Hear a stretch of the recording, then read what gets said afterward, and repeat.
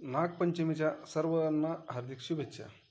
आज मी सकाळी आंघोळ केल्यानंतर वारुळाचं पूजन, नागदेवाची पूजा करण्यासाठी ताट, पूजाचं साहित्य हे सर्व घेऊन जिथं वारुळ आहे त्या वारुळापाशी जाऊ राहिलो मी.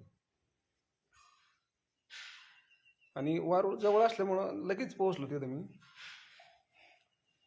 आणि पहिलं काय केलं, वारुळाला पाणी घातलं.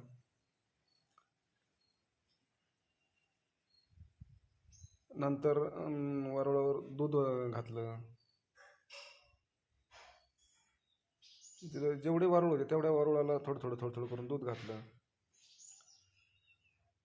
नंतर परत खाली ते 5 दगड ठेवले होते तिथं पाणी घातलं. आणि अगरबत्ती पेटून घेऊन अगरबत्ती लावू राहिलोय आता.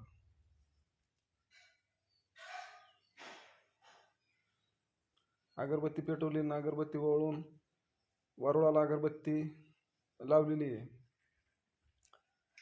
नंतर लाह्या हा प्रसाद वारुळावरती वाहू राहिलोय.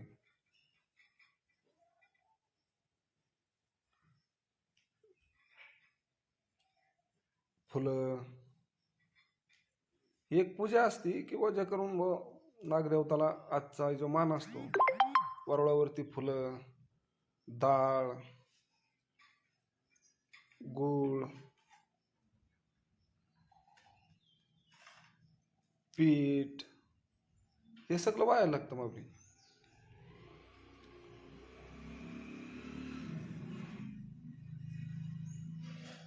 सगळ्या म्हणजे पलीकडे एक वारुळ होतं तिकडं पण वाहून घेतलं. आता आपण हळद कुंकू व्हायचंय आपल्याला देवाला. आता आमच्याकडे अशा पद्धतीने पूजा करतात. तुमच्या भागात कशा पद्धतीने करतात हे कमेंटमध्ये तुम्ही नक्की सांगा. आशीर्वाद